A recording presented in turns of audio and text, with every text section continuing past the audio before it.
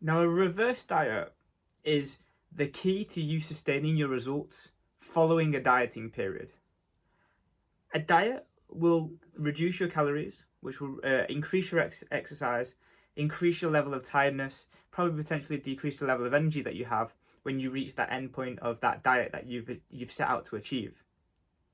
At that point, hormonally, physiologically, and physically, you're going to be in a position that needs some TLC.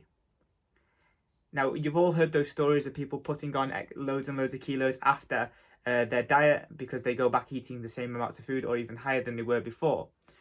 And this is quite true. The body is very, very receptive when it's at a lower body fat percentage or when it's been dieted down to a lower body fat percentage to put on body fat really quickly. It's a self-preservation style physiological system, and it tries to maintain levels of body fat to where it was before. But obviously we don't want to do that. We don't want to take it back up to the 20 kilos, 15 kilos that you've lost, and we want to keep it at this specific body weight and learn how to live there. So during that phase, you're going to be super, super hungry or potentially hungry. You're going to be potentially low energy, and we need to guide you through the next few steps. Over the first 3-4 weeks of a reverse diet, calories are going to be incrementally coming up. Your body weight may come up, your body weight may go down, but if done correctly and when done correctly, it will not be body fat. It'll be just scale weight from the extra food that you're eating that on the scales and the digestive waste that goes through the digestive system as well. Remember, 1 gram of carbohydrates need 3 to 4 grams of water to be put into the cell, which means that if you increase your carbohydrate, which is quite normal, by 120 grams per day, you're getting upwards of 400 to 500 grams of total net volume that's going to be accumulated on your body, which is absolutely fine. If you've got an attachment with the scale, that's what needs to work on rather than the reverse dieting.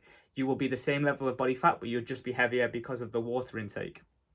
And over those 3 to 4 weeks of reverse dieting, calories will come up to a level of maintenance. And maintenance calories is where you don't either lose weight or you don't gain body fat. The goal is to find that position, and over time you'll be quite surprised with the consistency of a reverse diet, how many calories that you can eat on a day-to-day basis. And finding that sweet spot is really, really important for your lifestyle to go on forwards.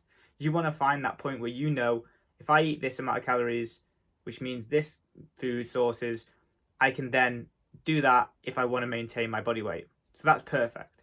So just to recap, the reverse diet will probably take 3 to 5 weeks. You will take steps going forwards after that diet to increase food incrementally, decrease the amount of cardio that you've been doing, and find that lifestyle amount of cardio and steps that you're willing to do. Once you find those things, hunger will probably still be really high in those 1 to 2 to 3 weeks afterwards. That's why we would recommend using really, really high volume foods when it comes to the reverse diet until your hunger signalings, which could take a while, reduce back down. It's often a mistake where people go off their hunger feelings after that diet and say, okay, well, my body needs food. It doesn't. It's like a faulty traffic light. It's saying green all of the time. Like, get it in me, get it in me, get it in me. But we can't have that because that will just accumulate body fat and you'll then go back to square one. So you almost need to fight hunger like you've been fighting it during the diet.